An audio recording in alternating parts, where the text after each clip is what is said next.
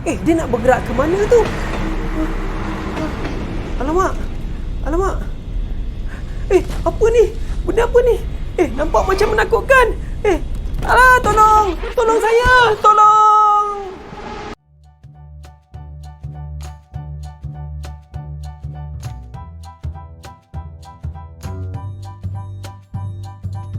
Baik, bismillahirrahmanirrahim. Assalamualaikum warahmatullahi wabarakatuh.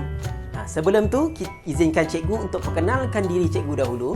Nama cikgu ialah Cikgu Suhaifi bin Mas'ad dari Sekolah Kebangsaan Teluk Lipat, Mersing, Johor. Tadi kita dah lihat kan sedikit sketsa bagaimana kita dapat lihat bentuk bayang-bayang berubah. Macam mana jadi macam tu ya?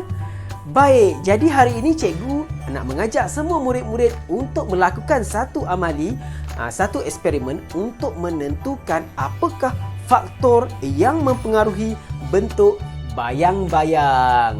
Baik, jadi murid-murid, sebelum kita melakukan eksperimen, izinkan cikgu untuk membacakan dahulu apakah tujuan eksperimen kita pada hari ini, iaitu menentukan faktor yang mempengaruhi bentuk bayang-bayang.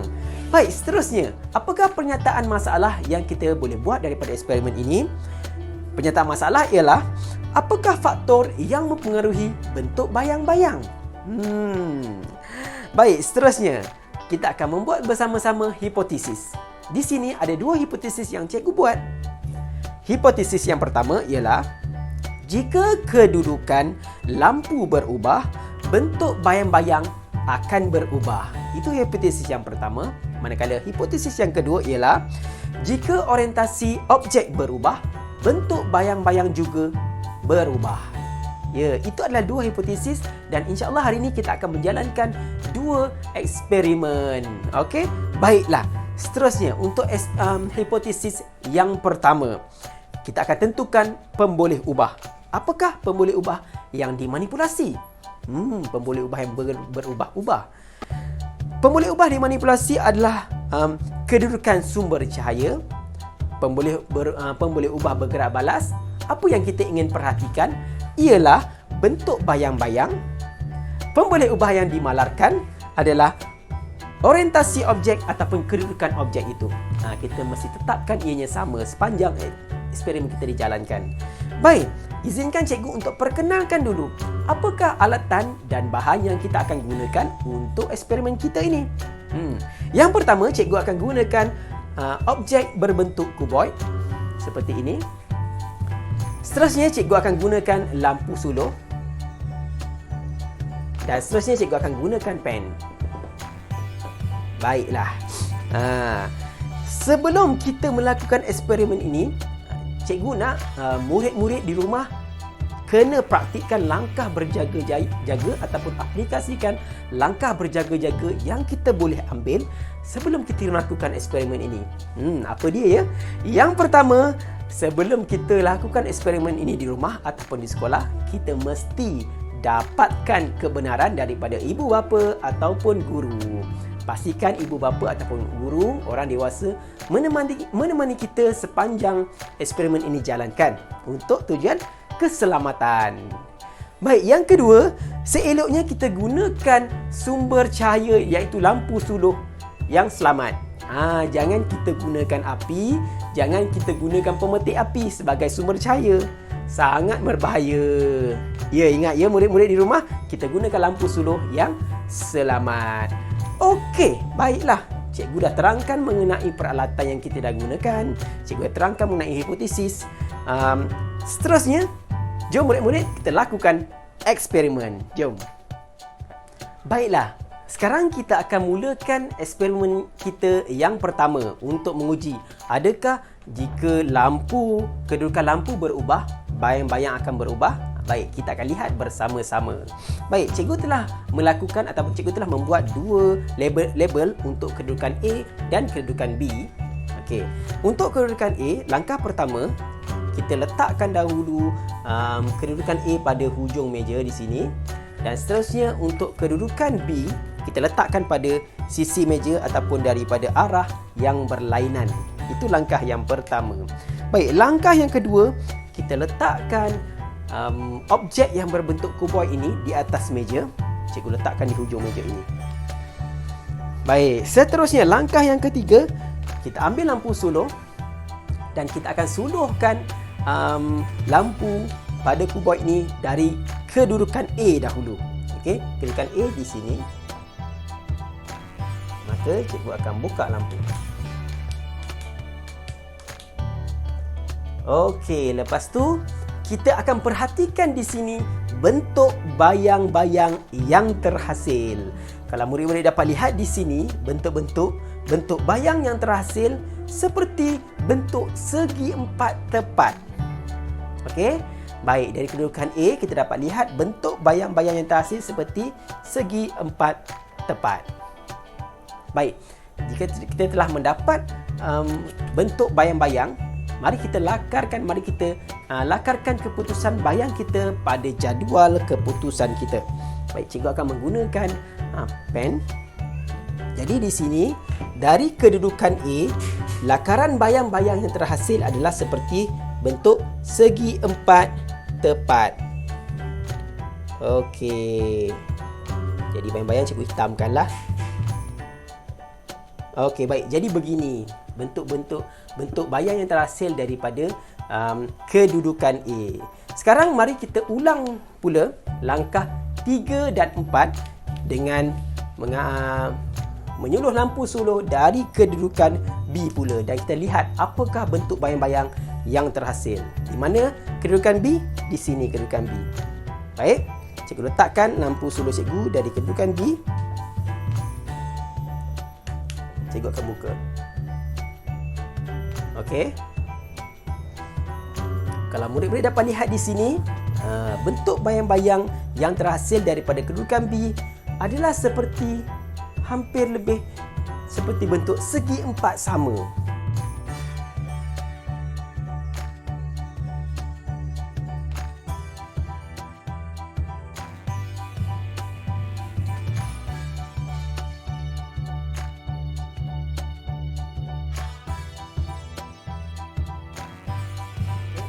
Baik. Jadi di sini selepas kita dapat lihat bentuk bayang-bayang yang terhasil, kita akan catatkan pada jadual keputusan kita. Dari kedudukan B, bentuk bayang-bayangnya seperti segi empat sama. Okey, baik, cikgu dah lakarkan.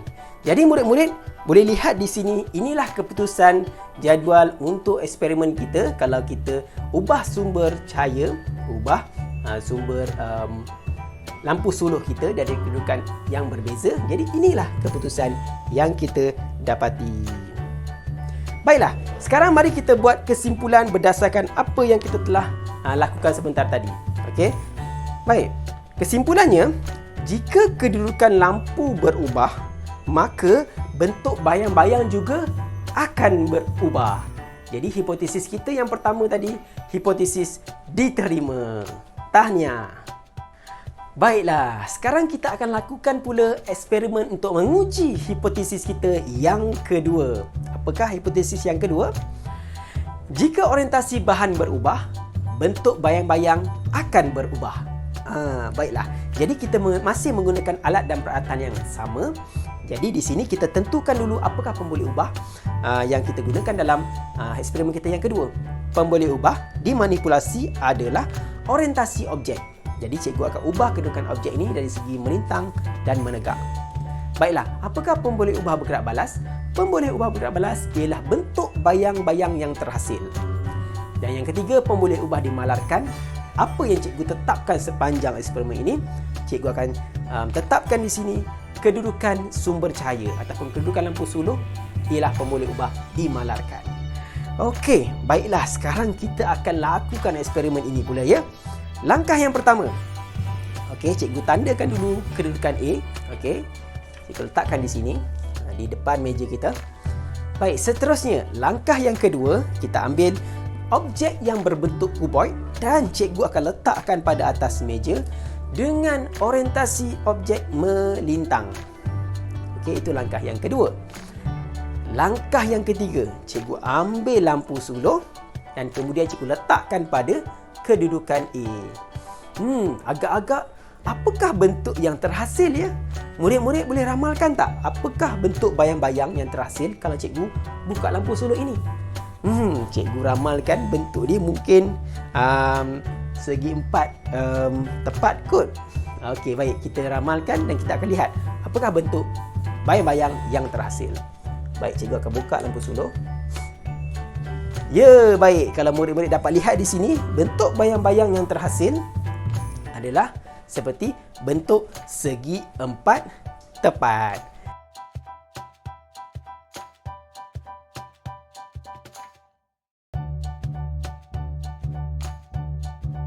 Okey, baik, kita dah nampak bentuk bayang di sini.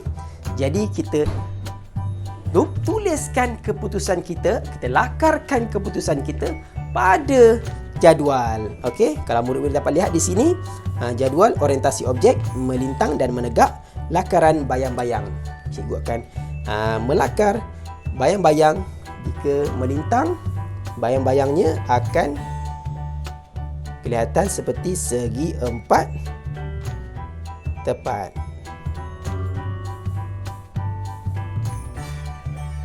Baik, jadi ini adalah keputusan untuk orientasi objek yang kita letakkan secara melintang. Baik, kemudian langkah seterusnya, kita ulang langkah 2, 3 dan 4 dengan mengubah pula orientasi objek ini. Objek berbentuk kuboid ini kita tukarkan dalam posisi menegak pula. Okey, baik, ini adalah posisi menegak. Okey, seterusnya kita akan ambil lampu suluh dan kita masih letakkan pada kedudukan A. Dan kita ramalkan apakah bentuk bayang yang terhasil ya. Cikgu ramalkan bentuk bayang terhasil adalah seperti panjang ke atas. Kita cuba lihat. Okey. Cikgu buka lampu suluh. Dan inilah bentuk bayang yang terhasil, bayang-bayang yang terhasil. Okey, bayang-bayang terhasil adalah seperti menegak ke atas, panjang ke atas. Kalau tadi melintang. Dan kalau ini bentuk bayang yang terhasil apabila kita tegakkan objek ini, bentuk bayang-bayang lebih tinggi dan menegak ke atas.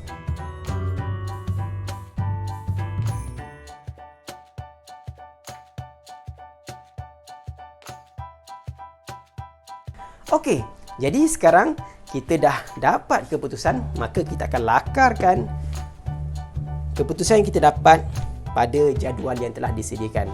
Jadi secara menegak, bentuk bayang-bayang kita akan jadi semakin tinggi. Okey. Baik, jadi kalau murid-murid dapat lihat, inilah keputusan bagi eksperimen kita yang kedua. Okey, baiklah. Jadi sebelum kita akhiri, kita akan lihat kesimpulan yang kita boleh buat daripada eksperimen yang kedua ini. Okey, baik. Kesimpulannya di sini ialah jika orientasi berubah, jika orientasi bahan berubah, maka bentuk bayang-bayang berubah. Jadi hipotesis kita diterima. Baiklah. Jadi sekarang kita lihat pula apakah kemahiran proses sains yang kita terapkan dalam eksperimen yang kita telah buat tadi. Baik, kemahiran proses sains yang pertama yang kita gunakan sebentar tadi adalah memerhati. Jadi, kita perhatikan bentuk bayang-bayang yang terhasil daripada eksperimen yang kita jalankan tadi menggunakan deria penglihatan. Baik, seterusnya, kemahiran proses sains yang kedua yang kita terapkan sebentar tadi adalah mengawal pemboleh ubah. Di sini, cikgu kawal pemboleh ubah dimanipulasi, iaitu pada eksperimen pertama, cikgu ubah-ubah ataupun pemboleh ubah dimanipulasinya adalah kedudukan lampu. Dan untuk eksperimen yang kedua tadi, cikgu gunakan pemboleh ubah dimanipulasi sebagai orientasi objek, melintang dan menegak. Dan cikgu juga turut mengawal pemboleh ubah dimalarkan dan bergerak balas. Baik, seterusnya, kemahiran proses sains yang ketiga yang kita terapkan tadi adalah meramal. Ingat tak yang cikgu cakap tadi itu? Bagaimana bentuk bayang-bayang yang terhasil? Itu ialah kemahiran proses sains yang ketiga iaitu meramal. Kita ramalkan bentuk bayang-bayang yang terhasil sebelum kita menjalankan eksperimen. Baik, yang kemahiran proses sains keempat yang cikgu terapkan di sini adalah kemahiran berkomunikasi. Okey, di mana cikgu persembahkan data ataupun cikgu tuliskan data yang kita telah dapat, keputusan yang kita telah dapat dalam bentuk jadual. Okey, dalam bentuk jadual. Baik, seterusnya yang kelima. Kemahiran proses sains yang kelima adalah membuat hipotesis. Okey. Baik, di sini cikgu telah membina dua hipotesis yang cikgu uji dan kedua-duanya diterima. Baik, kemahiran proses yang keenam adalah mengeksperimen. Di sini cikgu melakukan eksperimen mengikut urutan dan tertib dalam sains. Okey, mewujudkan tujuan, penyataan masalah, hipotesis, alat dan bahan, langkah-langkah, keputusan dan kesimpulan. Okey, baik. Kemahiran manipulatif yang kita terapkan dalam eksperimen tadi pula ialah yang pertama, kita lakarkan bentuk bayang-bayang dengan betul dan tepat. Daripada keputusan kita tadi tu, kita nampak bayang-bayang yang terhasil adalah seperti segi empat tepat, segi empat sama, dan kita lakarkan dalam jadual dengan betul dan tepat. Baik, yang kedua di sini, kita simpan alat dan bahan dengan betul dan selamat. Jadi di sini kita ambil lampu suluh, kita ambil kuboid dan sebagainya, kita letak kembali ke tempat yang sebetulnya. Kita simpan di tempat yang betul.